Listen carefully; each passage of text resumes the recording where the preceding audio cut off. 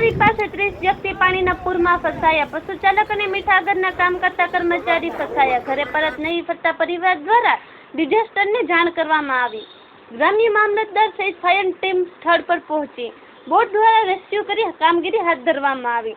30 જણા પાણીમાં ફસાયા હોવાનું જાણવા મળ્યું।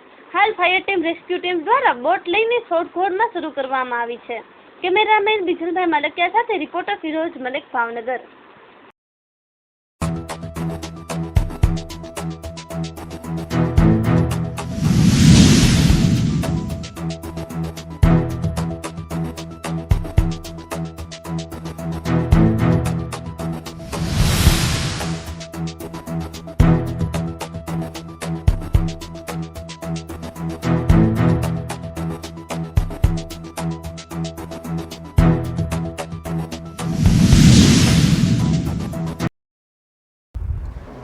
મારું નામ બળદેવભાઈ નરસિંહભાઈ બેલદાર, મામલતદાર ભાવનગર ગ્રામ્ય।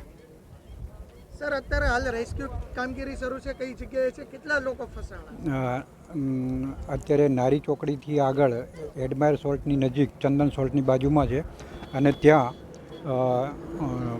સોલ્ટના 30 ઓપરેટરો એ છે, સાથે ગ્રામીણ લોકો જે પશુપાલનનો ધંધો કરે છે એવા પણ 3 માણસો એમના પશુધન સાથે ફસાયેલા હોવાની મને જે માહિતી મળી છે એ પ્રમાણે અત્યારે હું બચાવ કાર્ય માટે અમારી સ્થાનિક બીએમસીની ટીમને બોલાવેલી છે। બીએમસીની ટીમ તેમની હોડી સાથે બચાવ માટે ગયેલી છે અને રેસ્ક્યુની કામગીરી ચાલુ છે। સર, કેટલા લોકો ક્યારના ફસાયેલા છે? સવારે મને 8 વાગે મેસેજ મળ્યો, હું સવારે 8:30 વાગે અહીં આવી ગયો અને ત્યારથી આ બચાવની કામગીરી ચાલુ છે।